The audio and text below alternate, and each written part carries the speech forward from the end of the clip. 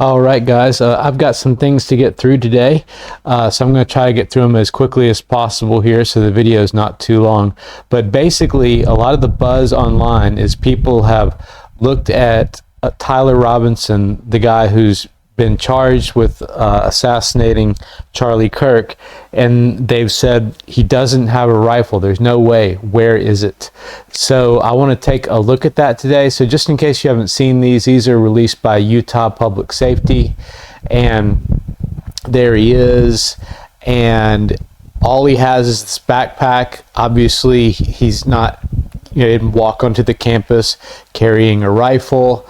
And again, just backpack, and then there he is. And as you can see, it doesn't look like he has a rifle down his pants or anything either. And so people are going, this guy doesn't have a rifle. And then you can just imagine all the theories, or scare quotes, conspiracy theories that flow from there. So let's, oh, and furthermore, per the Drudge Report, the Kirk suspect, who's Tyler Robinson, he's not cooperating. And so he's not going to tell them if he had the rifle stashed on the roof already, and that's why you don't see him carrying it, or if he mastered assembling and disassembling it and had it in his backpack or what have you. So it's up to us to just try to piece these things together. So let's start with this. One of the big ones here is that people have said when he is leaving this roof, getting off this roof, he does not have a rifle. Okay, so let's first take a look at that. Okay, so here's I think probably the best footage of him getting off of this roof, and it's going to zoom in here in just a second. There we go. It zooms in right there. So let's zoom in further, just like that. Okay, and I'll do that right there. Okay, so let's go through this frame by frame. Okay, so let me begin to get these frames advanced here. Something is going wrong. There we go. There we go. Okay. All right. So here he goes. All right. So here's the first part. Okay. He's beginning to put this object down, and as I go forward, there it is. You can see that it's something long, and remember that the towel, if you've been paying attention, the rifle was found wrapped in a towel. Okay, and so there it is. That's not the way towels fall, looking like there's some kind of stick-like thing in there. But if that's not enough for you, there it is again. You know, not looking like it's just a towel, which would just fall into, you know, a pile. You know, everybody's dropped a towel before. Okay, so he continues to go here, and he's beginning to get off the roof, and there he goes. Oh, there it is. Let's go back. Okay, so he picks this object up, and there it is. Obviously not a towel. Okay, obviously something that could be a rifle, right? Or he just brought this stick up on the roof, and he's the guy seen fleeing the scene of Charlie Kirk's assassination. So, yeah, there's that. He drops it down. There's not much more that's very convincing, frankly. He's dropping down here, and he hits the ground, and he begins to run away, and not much more is really convincing there. So I think that it is very, very clear that This is the person fleeing the scene, fleeing the roof that Charlie Kirk was shot from. Very, very clear that he has a rifle on his person. Okay, so on to the next one here. There's especially not much more to see here. So I'm just going to let this one play because this is the footage where he comes walking up, and he obviously has the limp. So there's where it zooms in. I'll just go right there. That's where it zooms in, and we'll just let this one play because there's not much to zoom in on and do the kind of frame by frame analysis that I just did. He's just walking with the limp, and they zoom out here while he walks in. He's walking towards you, so there's nothing to see, and then he turns to the side again, and it zooms back in for us.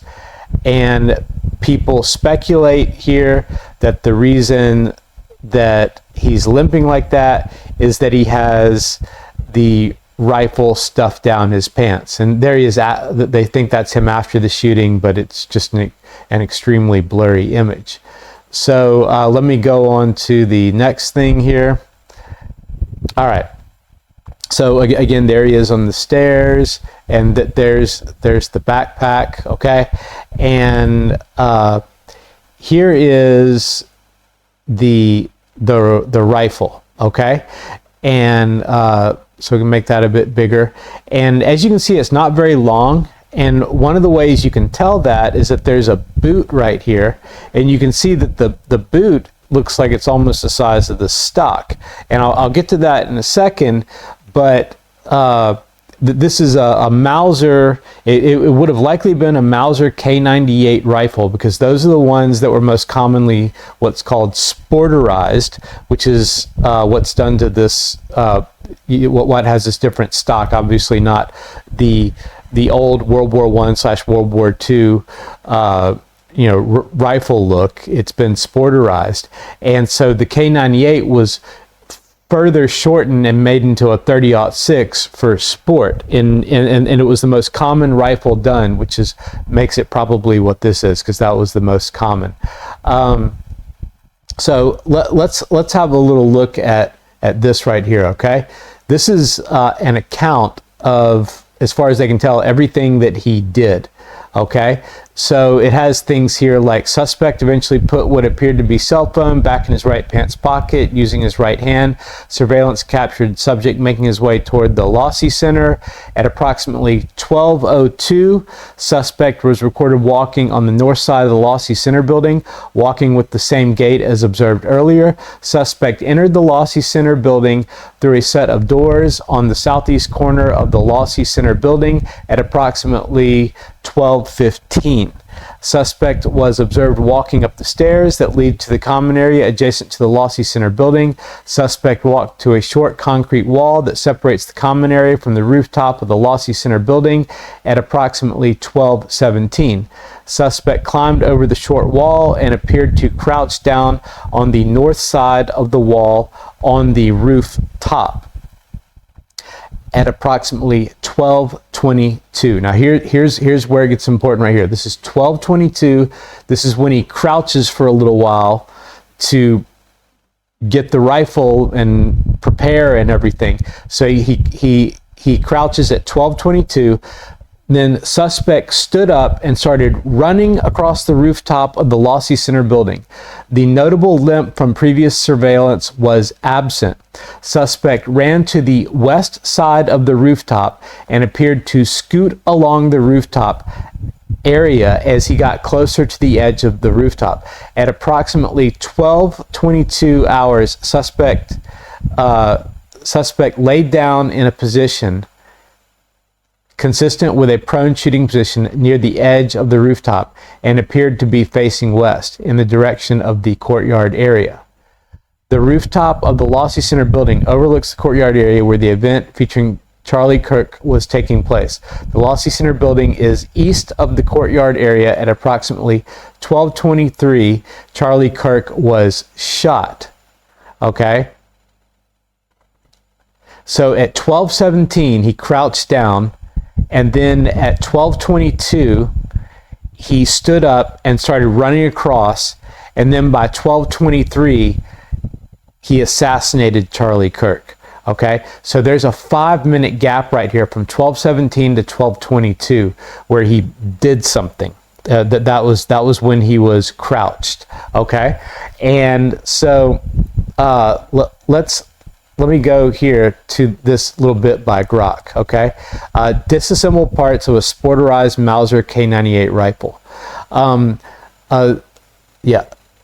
A sporterized Mauser K98 based on the Carabiner 98K action typically involves shortening the original military stock and barrel for hunting or sporting use, while retaining the core Mauser 98 action. When disassembled, e.g. by removing the barrel from the stock via takedown screws or handguards, the main separated components are the barreled action. Barrel attached to the receiver with bolt optionally removed, and the stock section, wooden stock, often with forehand, etc. Okay, other small parts like the bolt, trigger group, magazine are all usually detached, etc., etc., etc. So it says the barrel is usually about 18 to 24 inches, based on this photo that we have here. I think we're closer to 18 because this boot looks so large compared to it. And then it says the stock section is approximately 36. And I don't think that's right, because when you just look at the photo here, this is the stock section, and you can tell that it's almost exactly the same as the barrel, which means that what this essentially breaks down to is two parts that are about 2 feet long or a little bit less than 2 feet long, and assembled you have about a 4-foot rifle.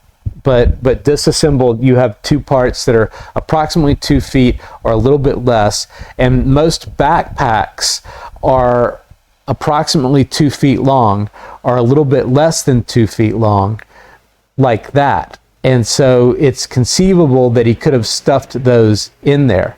And so let's go over here, and this here is a guy just showing his rifle, and what he's done is he's got the old K98, and then he's got the new synthetic stock or what have you here. And so there he is showing it, and you can tell it looks consistent, I think, with something that is approximately 2 feet long. You know, again here, there he is showing it about 2 feet. Looks fairly consistent to me. And then he shows here after he's assembled it, he just skips ahead to after he's assembled it. And he shows that here are the screws, which is about all you have to do. Okay. And then we have at the end here, we have him showing off the whole final product there. Okay. And then here, just really quickly, just want to show this part. This guy is taking apart a more World War II style, I think it's more World War II style, Mauser 98. So here he goes. I think I have this on 2 times speed. Yeah, it's on 2 times speed. So here he is, just quickly taking it apart. And it gets to, okay, there we go. He just quickly does this stuff here, pulls that out, and when he gets done with that stuff that he's doing there, he just detaches that, and bam, it's apart. And you have your two parts that are approximately 2 feet long. You can see based on his hand size, it looks reasonable. And this is the older one from the military size. And so just remember here that in this, it said that he had a 5-minute window from 12:17 when he crouched to 12:22 when he went to his position to take the shot. Is a 5-minute window when he was crouched conceivably enough time for him to take the disassembled rifle parts out of his backpack and assemble them and still have an accurate rifle? I would think that you would want the rifle to be assembled and zeroed rather than assembling it and then trusting it to take an accurate shot. But maybe he managed to do it where it still took an accurate shot because he was just very careful about it and he didn't, knock the scope around and stuff like that. And so, there you go. I mean, as I showed in the original roof footage, you can see that he's getting off the roof, and it's him. He's getting off the roof with the rifle. So that's all I've got. He had 5 minutes to put that rifle together. Is it conceivable? Yeah. Is it conceivable that it was in his backpack? Yes, it is. And now the whole thing is going with the whole trans angle and all this stuff. And, his dad turned him in. It's like, he confessed. He's not cooperating with the investigation because he's lawyered up. He's also highly intelligent, and maybe he thinks he did it in such a way that he's going to get away with it. I kind of doubt that. But anyway, I find it to be conceivable. There's a guy getting off the roof with a stick-like thing, and it's probably the rifle, and they found it wrapped up in a towel in the woods, and there he is. He was getting off the roof with it. So that's all I've got for today. If you like this sort of thing, please like, subscribe, and share. And thanks, everybody. Base Gardening out.